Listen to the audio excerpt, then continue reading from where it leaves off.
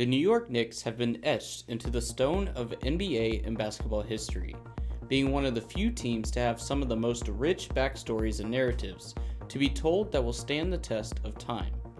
The team has managed to build legacies taller than the skyscrapers in the city it resides, while meanwhile still often being the butt of basketball jokes. The lights shine bright here in the city of New York, yet championship banners have been few and far between. So let's dive in to the long ups and downs of the New York Knickerbockers.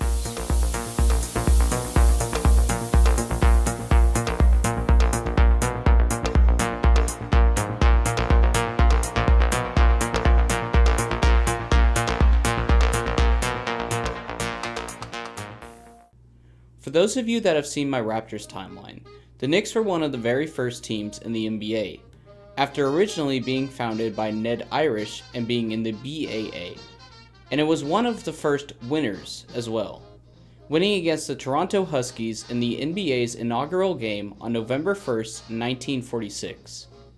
However, with being one of the first teams, there was still a lot of work to be done before being a fully fledged force, finishing their first season just above a 500-win loss at 33-27, with the roster of Bud Palmer, Sonny Hertzberg, Ozzie Sketman, Stan Stutz, and Lee Noreck. The following season, the roster saw a few changes with the addition of Carl Braun, who was the sixth highest points per game leader that season at 14.3 points per game, as well as Tommy Burns and many others. With this roster, the team managed to make it to the playoffs, but still lost the first round, followed by the semifinals loss the next year. Finally then, in 1949 to 1950, the BAA and NBL merged to form the official NBA, where the New York Knicks would lose the Eastern Division Finals. From that point on, the team continued to build the foundation for what the team would become. In the 50s, the Knicks saw a lot of success, but also a lot of failure, making it to 3 consecutive finals appearances to start the decade off, but still no championships, losing in 1951, 1952, and 1953. The next 2 years, they would still make the playoffs with an over 50 record, but lose in the first round and then the Eastern Division Final. Then finally, in 1956, they would lose the first round again, but have a 35-37 record, marking the sharp decline that was about to take place. Up to this point, Joe Lapstick had been the coach for the Knicks nearly since their birth in 1947. Prior to this, he already had success at St. John's University, where he had made a name for himself, leading St. John to a 180-55 record over 11 years, and 2 consecutive national tournament championships in 1943 and 1944. He was also able to spot talent no matter where it came from, signing Nat Sweetwater Clifton from the New York Rens in 1950 as one of the first African American players in the league. Despite not leading them to a championship, Lapchick had led them to the playoffs every single year he was there, with the exception of 1954, earning him a Hall of Fame coaching spot. However, with this new missing piece of Lapchick, the Knicks missed the playoffs for the next 4 years to round out the decade, even with players like Hall of Famer Carl Braun, who made 5 straight All-Star appearances with the Knicks, and other Hall of Famers like Harry Gallatin. But when players like Wilt and Paul Reason are entering the league, there's not really much you can do, which would be shown even more as the years went on, as the team would not win over 30 games for the next 4 years during Wilt's prime. In 1964, however, the organization underwent a massive overhaul, with the head coach Eddie Donovan taking over as executive on top of the head coaching job he already had. This decision led to more condensed roles in the front office and streamlined decision-making to fill the team's shortcomings. For instance, if Donovan felt as a coach the team was failing in the guard position, he could work in his double executive role to make a trade happen and fill the roster how he needed. To add the final capstone to this change, the team also changed their logo, to a predecessor of the iconic one we know today, with the simple basketball and the word Knicks laid above it. Donovan did not take the role lightly, as he drafted not one, but 2 Rookie of the Year candidates in the same year, with Willis Reed winning the award and Jim Barnes finishing 3rd for the award. Jim Barnes was 6'9", while Willis Reed was 6'10". With the average height of the league being much lower, imagine being able to have both Wemby and Chet on your team. Along with that, Donovan was able to pick up Bob Boozer from the Cincinnati Royals to make 3 scorers for their team. With this success, Donovan continued as the executive full-time, and previously mentioned Hall of Famer Harry Gallatin took over as the head coach, less than a decade removed from him being a player on that team himself. The seeds of a championship were planted. As the full-time executive, the following year, Bob Boozer, Dick Barnett, and Jim Barnes was traded for Walt Bellany, both averaging over 20 points per game. While definitely still not on Wilt, Jerry West, or Oscar's level of over 30 points per game, these 2 players were still the 6th and 7th highest points per game leaders that season, essentially being a Luka-Kyrie duo of the time. As you would expect, this led to a lot more success for the team. On top of that, Gallatin was out and Dick McGuire had taken over as head coach, a man loyal to New York and also having spent time in that St. John that was previously mentioned with Lapchick. With this roster and coach, the Knicks managed to make it to the playoffs again for the 1966 to 1967 season, but it was clear that there was still work to be done after finishing 36-45 and still losing in the semifinals. McGuire didn't last very long though, as during the next season he went 15-23 and was subsequently fired. The Knicks instead hired Red Holzman, who had won 3 consecutive championships with Léonidas de Ponce from 1964 to 1966.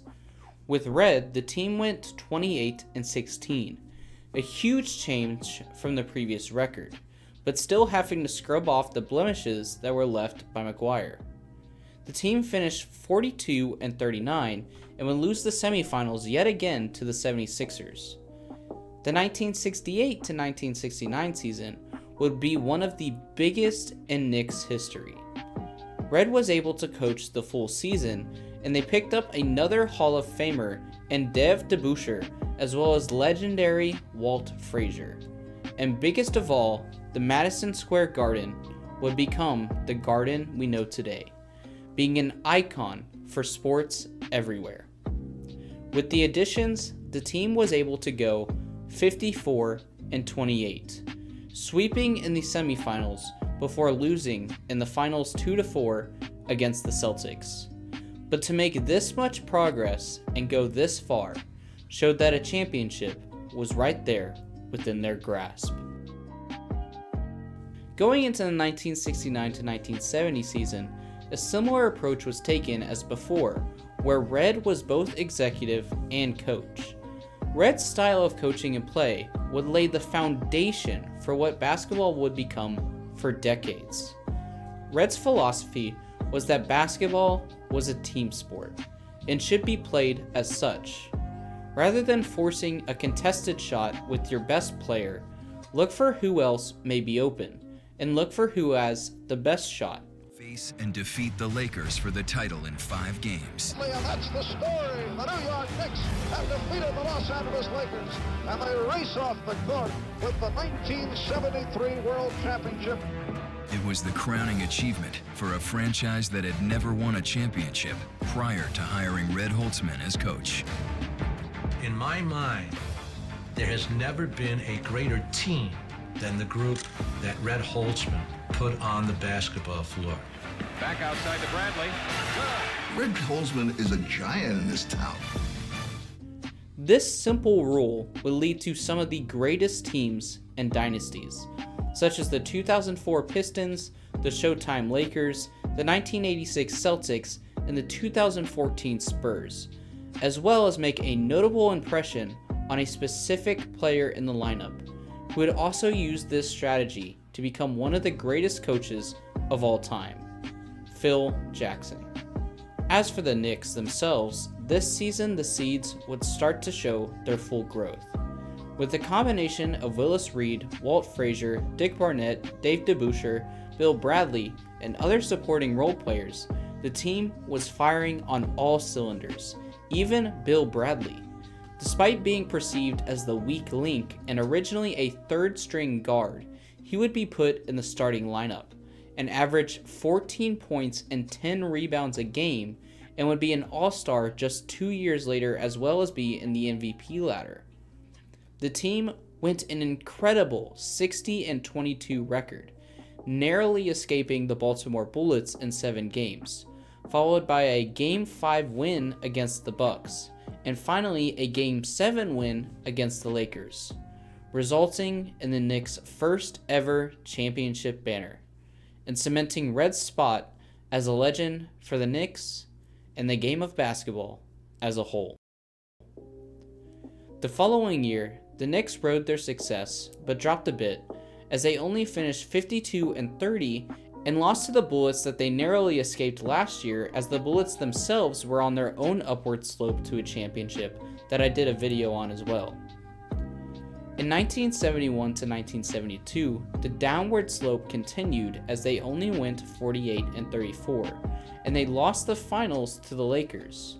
But the Knicks did get a pass, as everyone would have lost to this team, given Wilt, Jerry West, Elgin Baylor, and Pat Riley. However, during this season, Red acquired Earl Monroe, another Rookie of the Year, NBA First Team, and All-Star caliber player. Entering the 1972 to 1973 season, the team would have another amazing 57-26 record, hoping to be a sign of success yet again. And they did add another championship as a capstone to the season, by minimizing turnovers and pushing the pace against those Lakers, and ultimately winning the series in 5 close games. But this would be the last time the Knicks would host a championship banner to this day. And so it begins, the decades-long drought.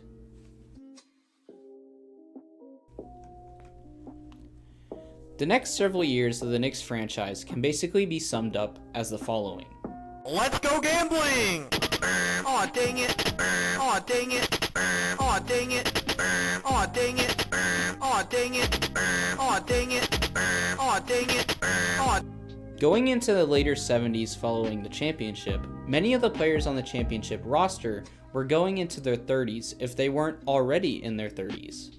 Nowadays, players can play till nearly 40, such as Tim Duncan and LeBron. But back then, it was even much more unheard of, with the average length of an NBA career being less than 5 seasons. Even with a championship in '73, the roster was starting to become old dogs, and as the adage goes, could not learn new tricks or keep up with the younger, faster, and more athletic players enticing the league, like Bill Walton, Larry Bird, and Magic drafted in the late 70s that would go on to dominate the 80s. This wouldn't have been as big of an issue if the Knicks were able to replenish their roster with some of these younger and more rejuvenated players. But like I used the meme to portray at the beginning, it seemed that Red as GM was not nearly the GM that Donovan was in acquiring players, and the Knicks took a lot of chances and gambles on players that they probably shouldn't have. With the championship win, the Knicks' earliest pick in the 1974 draft was 34th. They used the pick to select Jesse Dark, who only played 1 season and only surmised 170 points total in his career. Alternatively, they could have picked George Gervin, who was later picked at 40 and went on to become a Spurs legend. The reason for this was the intense length of the draft, being over 170 picks for several years, where less than a third would usually go on to get any playing time in the NBA, and even then, most of that time was only a couple seasons. This resulted in a lot of teams neglecting picks after the 30s, much like today with people turning the TV off after the first round picks. However, much like George Gervin at 40, or today with hidden gems like Jokic, Draymond Green, Manu, and Gasol, there are some gems in the second round and beyond. Worst of all, this trend of wasted picks for the Knicks didn't even just apply to those late picks, as they blew a lot of first rounders as well. Some light was at the end of the tunnel though, as Donovan had returned at executive given their recent failures in a 40-42 record. The following year, in 1975, the Knicks had the 9th pick and selected Gene Short, who once again only played one season and scored 84 points in his time in the NBA, passing on an All-Star and future champion Gus Williams, Dan Roundfield, and World B. Free.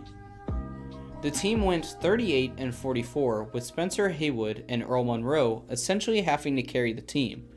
But now, Earl Monroe was also entering his 30s. In 1976, the Knicks unfortunately dropped again in the draft, losing out on Adrian Dantley, Alex English, and Robert Parrish. But even after dropping to 25th, selected Lonnie Shelton, who did end up being an All-Star, but Dennis Johnson was also still on the board. In 1978, the most atrocious show of these picks is seen as the Knicks picked Michael Ray Richardson 2 picks before the legendary Larry Bird.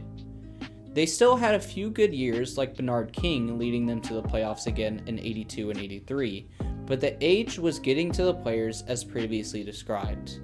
The team was riddled with injuries, causing Reed and Frazier to retire, followed by Spencer Haywood in 1976, and again in 1978, Earl Monroe having multiple knee surgeries, and Bernard King missing 24 months in 1985 after injuring his knee.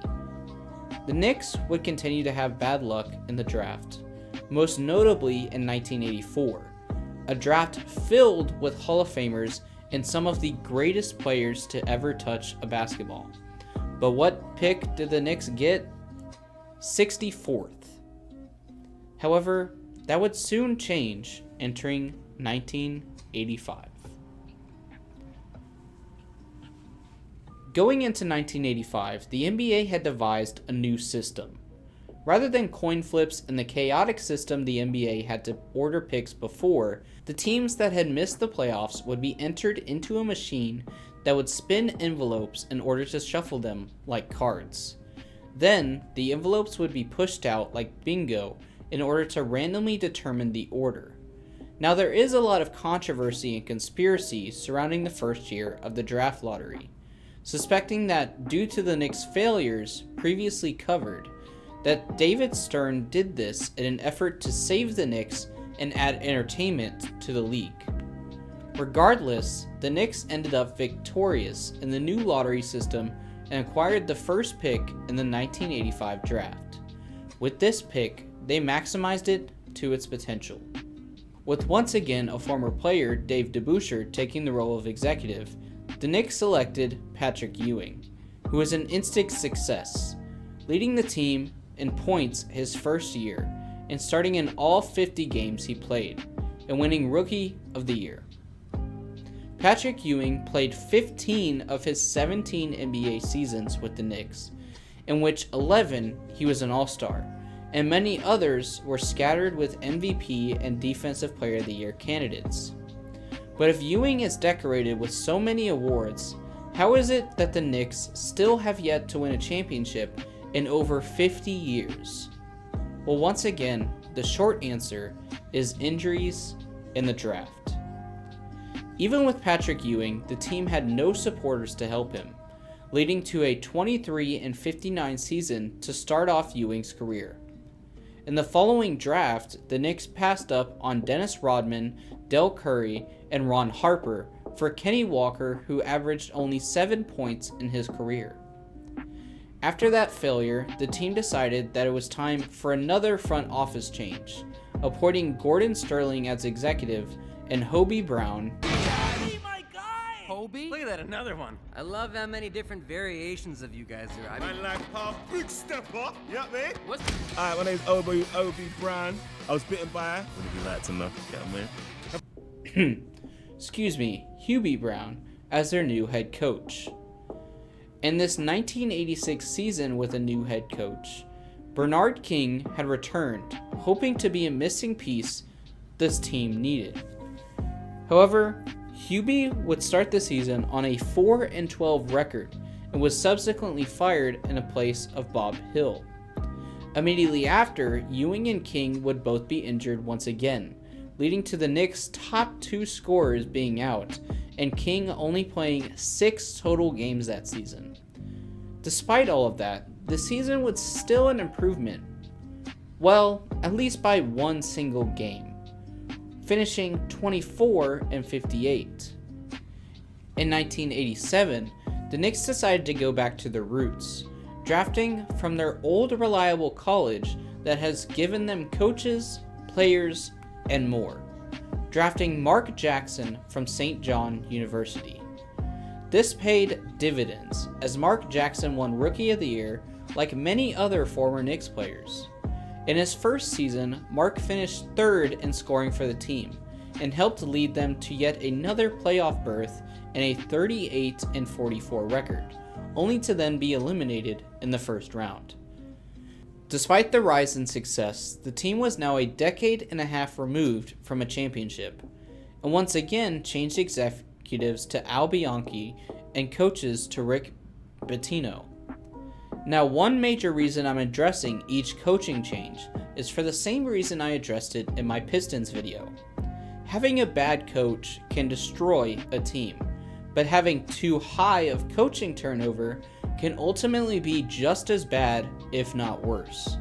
With each coach comes adjustment in both plays and personalities, differences in development, differences in strengths and weaknesses, until all the different influences create a jumbled mess of incomplete players. Despite this, the Knicks managed to finish the 88-89 season with a 52-30 record, sweeping the 76ers. But one man stood in their way. One man that would be the face of the 90s. Nay, the face of basketball for years to come. Arguably, the greatest player of all time. Don't get me wrong, I love Michael Jordan, but for the next few years, Jordan was going to be hell for these New York Knicks. And so, for the sake of this video, I have to make him the enemy. Speaking of the Bulls, however, in 1988, the Knicks managed to trade Bill Cartwright for Charles Oakley, which will be relevant later, as well as trade down in the draft in order to acquire Rod Strickland, a noteworthy player who ended up being a Hall of Famer now, and that I've also done a deep dive on before he was in the Hall of Fame. Meanwhile, the Bulls selected Purdue, who was a total bust, so it made the move even better. Later though, with how many failed drafts they've had in the past, the team decided to trade some picks away in favor of Kiki Vandeweghe. Vandeweghe was an all-star. However, much like the problem before, he was already much further into his career and clearly on the tail end. Luckily, Portland blew the draft, so it evened out nicely. And once again, the Knicks, despite making it to the playoffs and having over 50 wins, felt it was time for a new coach yet again, leading to the problem I discussed a bit earlier. With the hiring of Stu Jackson, that made 6 coaches in the past decade, and the trend was only going to continue. The effects were still seen as the team went from having over 50 wins to 45-37, and losing to the Pistons in the semifinals. Later, another controversial trade happened, trading previously mentioned Rod Strickland for Maurice Cheeks. Once again, Cheeks was an all-star caliber player, but was already in his 13th season in the NBA by the time the Knicks got him. But it was time to start a new decade. Hopefully, they could turn some things around. Little did the Knicks know that it was only going to get worse from here. Entering the 90s, I would like to remind you all that the Knicks have already lost in the playoffs to MJ once. Going forward, let's have some fun and add a counter for this decade, as it would not be the last time.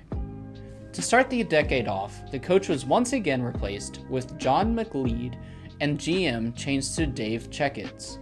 The Knicks had a decent roster with their previous Mark Jackson, Kiki, Gerald Wilkins, and Charles Oakley, whom they traded for, and was rising the ranks nicely. But it was still far from a championship roster. The Knicks only managed to finish 39-43 and were swept by the Chicago Bulls in the first round of the playoffs.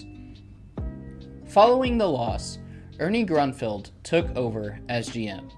And anyone who has seen my Wizards video knows that Grunfeld is not a good executive. However, the Knicks were able to hire legendary coach Pat Riley, coming off of his success from the Lakers, and also previously having played on this Knicks team. So things were hopeful. Pat Riley's success as a coach immediately took notice as the team jumped all the way to 51-31. The team was able to utilize John Starks, who had gone undrafted, and get Xavier McDaniels from Maurice Cheeks and others through a trade. The Knicks progressed around through the playoffs, but were once again stopped in 7 games to the Chicago Bulls. But Grunfeld was actually making good moves, acquiring Anthony Mason, who would go on to be a brilliant six-man, and drafting Greg Anthony after players like Mutombo had already been selected. But the successes of Grunfeld would be short-lived, as they picked up Rolando Blackman. But once again, like other trades, Rolando was at the end of his career, playing only 2 seasons with the Knicks, each under 10 points per game. Then they proceeded to lose McDaniels in free agency, waive Kiki and Gerald Wilkins, who was another top 4 scorer. The terrible trades only worsened as they got Glenn Rivers as a player, who, as much as I hate as a coach, was okay in Atlanta, but he was not good as a Knick. The same can be said for Charles Smith in the same trade, averaging over 18 points before the Knicks, then dropping to 11.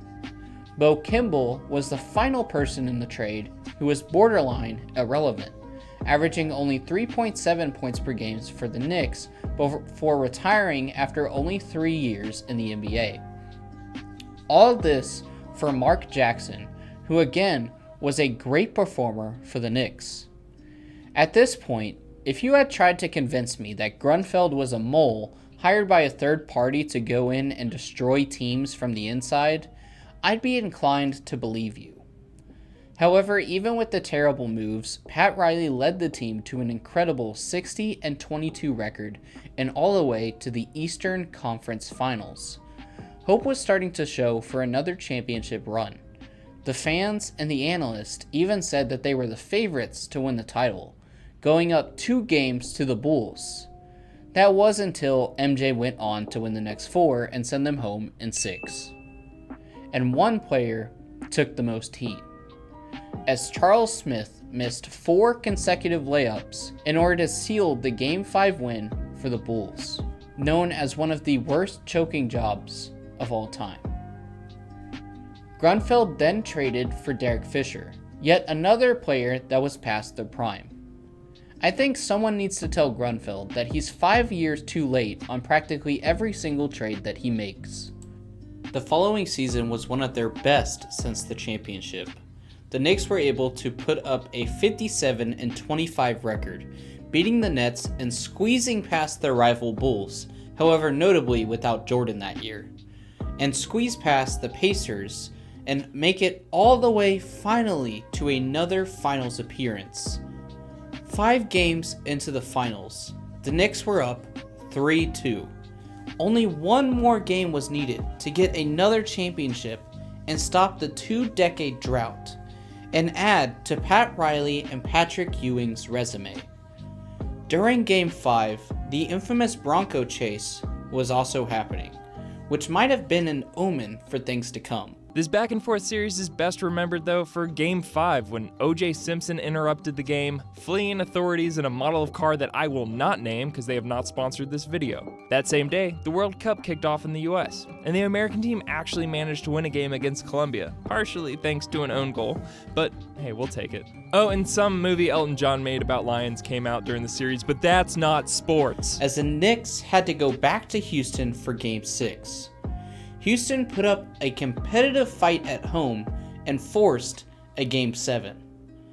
Finally, Game 7. Everything was riding on this. Winner take all. John Starks was a legend the first 6 games and was ready to bring the win home. Going into the fourth quarter, the game was still very close, 63-60 with Houston in the lead, but a lot of time left. Starks, previously the team's secret weapon, was already having a terrible night though. He was missing, and not just missing, but missing by a lot. Airballs and hitting the back of the backboard out of bounds. It was like the Monstars had got to him 2 years too early. Most of Starks' points were now coming off of free throws, but he was handing the free throws right back as he had picked up 5 fouls already leading into the final minutes of the game. To finish the game off, Starks shot 2 of 18, with 0 for 11 from 3, and ultimately the Knicks lost Game 7 to the championship Houston Rockets and accurately described the worst throw in NBA history. This was shocking. Starks was known for being the closer in the fourth quarter, and he managed to only shoot 1 for 10 in what was meant to be his moment to shine.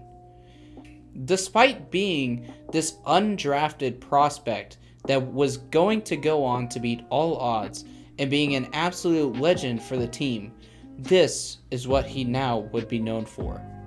This was the predecessor to Clay shooting 0 for 10 in an elimination game times 1,000. In the following season, the Knicks took the loss in stride and didn't have a tremendous fall off like previous years after such deep playoff runs. They only went down 2 wins from the previous season, finishing on a 55-27 record, and there was hope for yet another deep playoff run, going all the way to a 3-3 tied series against the Pacers. What happened next? Well, Reggie Miller happened next. After the playoff losses, Pat Riley decided to start fresh and see if he could find success elsewhere, resigning and going to the Heat, where he is now the executive, as many of you know. Don Nelson took Riley's place. While losing Pat Riley was a massive blow, Nelson seemed to actually plug the hole quite nicely, going on a 35-25 record. But Ernie Grunfeld did what he did best and traded a role player for 2 players that both barely averaged a combined double-digit points per game, and both only stayed with the Knicks for 1 season. You may have noticed that I said that Nelson went on to have a 34-25 record. Well, once again, the Knicks changed coaches halfway through the season. Despite Nelson having a positive record, the Knicks promoted their assistant coach that was much more involved, with Jeff Van Gundy leading the team to a 13-10 record to round out the season. The Knicks again made the playoffs, but a special someone was back to knock them out once again in a gentleman's sweep. Speaking of Jordan, a golden opportunity laid in front of them. The man who had beaten them for nearly the entire decade was up for free agency. Instead of Ewing and Jordan competing, they could finally be on the same team.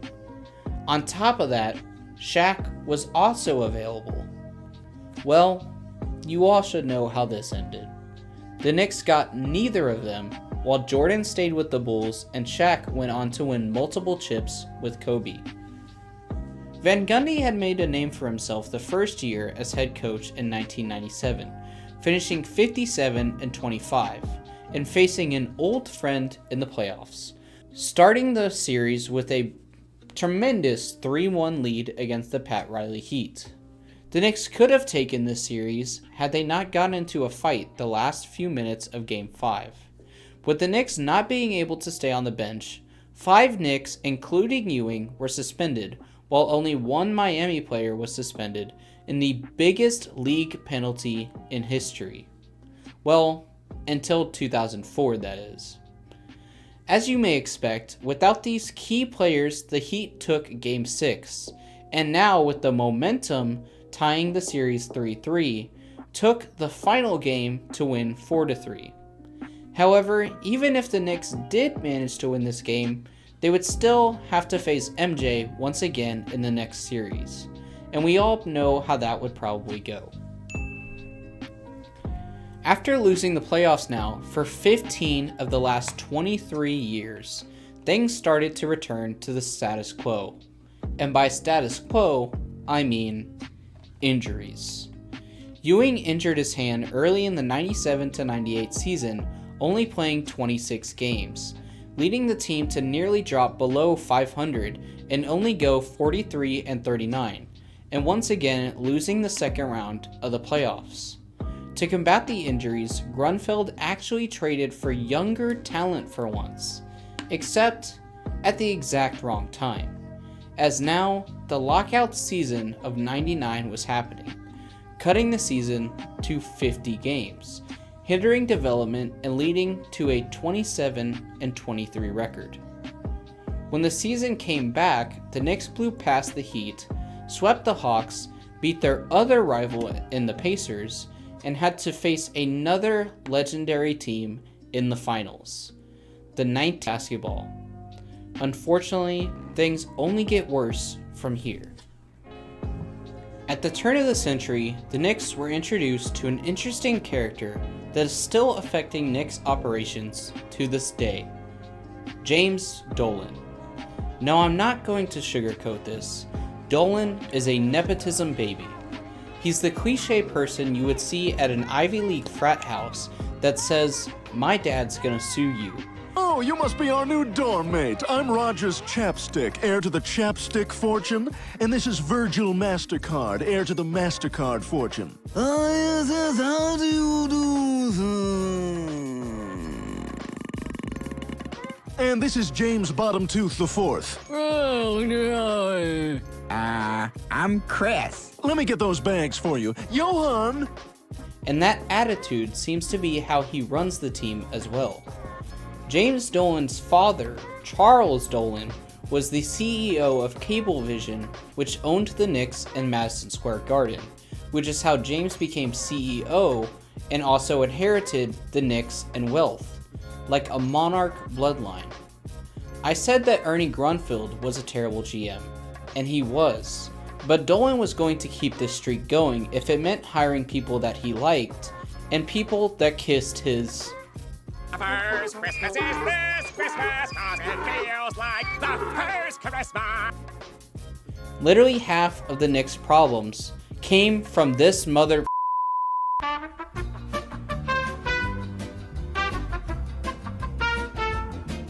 Excuse me, let me compose myself. But almost any issues the Knicks have come as a result of Dolan's actions, and Knicks fans seem to agree. Despite having the 9th highest team salary in the league, only $10 million behind the Lakers of all teams for the top 5 position, the team is unable to acquire any decent talent. Despite Camby being an essential part of the run against the Spurs, the Knicks traded him away. And don't even get me started on the draft. In return, the Knicks got 3 irrelevant players. As expected, the team dropped all the way to 30-52 in the 2001-2002 season, missing the playoffs. As a few more years went on, Dolan finally pulled the plug on Layton and replaced him with Isaiah Thomas, who, well, if you've watched my Raptors video, you already know his track record. Just like Grunfeld, he's described as one of the worst GMs of all time. Once again, the team had the highest salaries, yet worse records. To make it worse, that season the team had not 1, not 2, but 3 coaches in a single season. The next season, they even brought some of those old coaches back, like a game of Ring Around the Rosies with the coaching staff. Going into the 2006 season, they finally settled on a coach, Larry Brown. Larry Brown was a very decent coach, coming off the 2004 Pistons win and another finals run right after. Except, you can't do much as a coach with G League players, and the team had one of the worst records in franchise history from 2005 to 2006, and many players from the team calling it the most dysfunctional team of all time. To put things in perspective, the team had 40 different starting lineups. Larry tried literally every combination he could to win, and it was nearly impossible. Well, at least they could try in the draft to rebuild a bit, right? Wrong. Isaiah Thomas traded nearly all of their future picks as well. Not like it would have mattered though, as the last pick they had was Frederick Weiss, who is most known for this. Weiss comes out to bump him a bit, slow him down, which he did, but Payton still goes right at it, misfires. Bonato gets with a sloppy pass. Carter inside! And the crowd responds. They love when this stuff happens. That's why I said now a smile and the energy and the crowd eat out of the palm of your hand. I mean, they just want to love Vince Carter here. This guy has so much talent. Just look at this spectacular takeoff. He jumped over his head. I mean, Frederick Weiss, you got to know, man, a guy's coming to do that, you got to take a foul. To make it even better, in that draft, they could have gotten Ron Artest instead. But IT decided that he could do better himself and tried to coach and GM at the same time. The coaching wasn't the problem, the structure of the team was. Finally, in 2007 to 2008, there was a new GM and instantly started to do some cleanup work. But then he immediately undid that work by signing a $100 million 5-year contract. But it was okay because there were rumors that they were getting LeBron. So LeBron was going to come in and fix everything. Right? Right? After so many GMs and failures, the Knicks finished the decade on a 29-53 record once again, and only 2 first-round exits for the whole 10-year period. Luckily, again, Walsh was at least a bit smarter than the previous GMs, and saw Stoudemire's declining health with his knees, and also a prospect that had been requesting to leave Denver vehemently, bringing us into the Melo Era. The 2010s era are when we start to enter more familiar territory for a lot of you, the Melo Era. And yes, to my younger viewers, before LaMelo Ball, there was Melo, the true Melo, the OG, Carmelo Anthony. Now, despite Carmelo being a great player, in order to get him, the Knicks needed to trade away Gallinari, Wilson Chandler, several picks, and more players. People still debate if this was the right move to this day, with the split being about 50-50, again considering that they got Carmelo, but Gallinari and Chandler were and would be the only decent draft picks the Knicks acquired in years. For reference, here's the last 15 picks from the Knicks, and here are their career stats. Yeah. Also, one of the picks that the Knicks traded away in the Melo trade turned out to be Jamal Murray, or even the possibility to pick Siakam, Murray, Sabonis, and more all-star names. For the first few years of the 2010s, the story was about the same as always. Having a revolving door of coaches, missing the playoffs, having a less than 500 record, and repeat. But they were back in the playoffs every now and then, despite them once again being first-round exits nearly every time, with the exception being 2012 to 2013, where they actually had a 54-28 record and lost in the second round, leading to the Linsanity run. but that didn't last very long as they fell to 37 wins the very next season due to injuries. Surprise, surprise. And a year later, in 2014 to 2015, dropped to the worst record they've ever had at 17-65, and tied for the 36th worst record by a team in the NBA's entire history. But with this bad of a record, they could at least tank for a pick, right? Well, again, all of their draft picks were gone. Legend of Winning even made a video about how they wasted nearly 40 picks in the last 20 years. The Knicks were known for doing the opposite of the Spurs. While the Spurs got a lot of talent exclusively through the draft and being known as a team that didn't do trades pre-Kawhi, the Knicks were known for getting talent only through trades and free agency. But they were terrible at it. Look at what was being given up for Bargnani. There was still hope for Melo to carry as he dropped 62 points on January 24, 2014, but that was about all the team had going for it. They later had a bit of success picking up Porzingis in 2015, a person who had looked up to Melo for years, hoping the two could be a very good guard and big duo. But it's time for a pop quiz. What do you think that the Knicks did next? That's right, it's new coach time. Later, they actually did make a decent trade and got Derrick Rose, but he was much underutilized due to Phil Jackson's method of coaching. Phil Jackson, being a successful coach and a former Knick himself, as if you may remember, used the triangle offense, which many spoke out as an outdated and easily defeated method. But instead of making improvements to it, Phil Jackson decided that the players were the problem, and publicly stated that Melo and Porzingis both needed to be traded, which was obviously met with much backlash. Then, in 2017, the Knicks kept their failed draft streak going, missing out on Jarrett Allen, OG Anunoby, Malik Monk, Bam Adebayo, and Donovan Mitchell. Finally, the Knicks decided that they had enough and got rid of Phil Jackson, and other players returned the favor, saying enough was enough, with Derrick Rose and Melo leaving New York, putting an end to this chapter, as the Knicks wasted most of Melo's prime.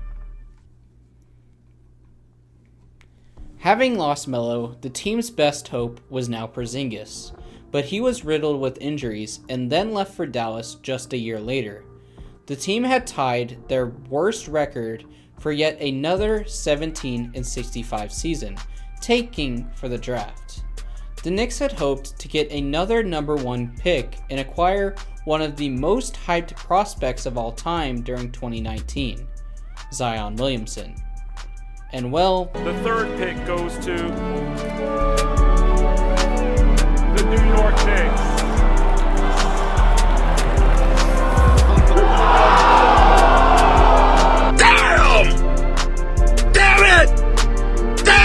I'm hurt. To be honest with you, I'm hurt. Really thought that we had that first pick coming our way. I was excited for it. I think everybody here was excited for it. I mean, they can still move with the third pick, but everybody had the first pick on their minds. Hope was on the horizon though, as KD and Kyrie were rumored to go to the Knicks, fixing this dumpster fire of a franchise. But just like LeBron, history repeated itself. But you may ask, what was the main reason they didn't go to the Knicks? James frickin' Dolan. They still managed to cut their losses and get a few decent players in Julius Randle, Bobby Portis, and other decent role players, but nowhere near their expectations, due to James Dolan holding on to his money. The Knicks were spiraling more than they ever had, but one man could save the franchise. One man who I still says is owed credit for the Celtics championship over Glenn Rivers, Tom Thibodeau. Tom Thibodeau had been an amazing saving grace to this Knicks team. The Knicks were back in the playoffs for the first time in years and even managed to get Derrick Rose back. Randall became an all-star, and with the shortened season, the Knicks finished on a 41-31 record as the 4th seed, and things started to go on the upward slope again. Then, despite a rocky 2021-2022 season, they were still showing success.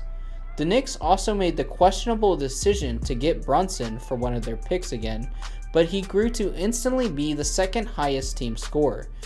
And that brings us to the present, where they finished in the second round with injuries. Despite losing the second round, a lot of faith has been put back into these Knicks, with people saying that they'll finish as the 2nd seed this year, and also debating that they could have made it farther in the playoffs last year without the injuries. Especially now that they have reunited old friends for built-in chemistry in order to create the Nova Knicks. Plus, they made some moves to finally get some picks back. But one curse still looms over them, with fans saying that they will never win a championship as long as one man is in charge, James Dolan. Until the Knicks somehow sell the team or get rid of Dolan, it's unsure what the future of the Knicks will be. Anyways, I hope you guys enjoyed this video. My longer and more in-depth and history style videos seem to always do better on this channel, especially team timelines, and I tried to organize it in a fun and engaging way. We're almost on 9K subs, and I'm trying to hit 15K by the end of the year, so I'd appreciate it if you hit that like and subscribe, as well as share the video around or comment for the algorithm and all that good stuff. You guys have shown me crazy support lately, and I really do appreciate it. So with all that said, I'll see y'all in the next one. Peace out. This is not okay. This needs to stop now.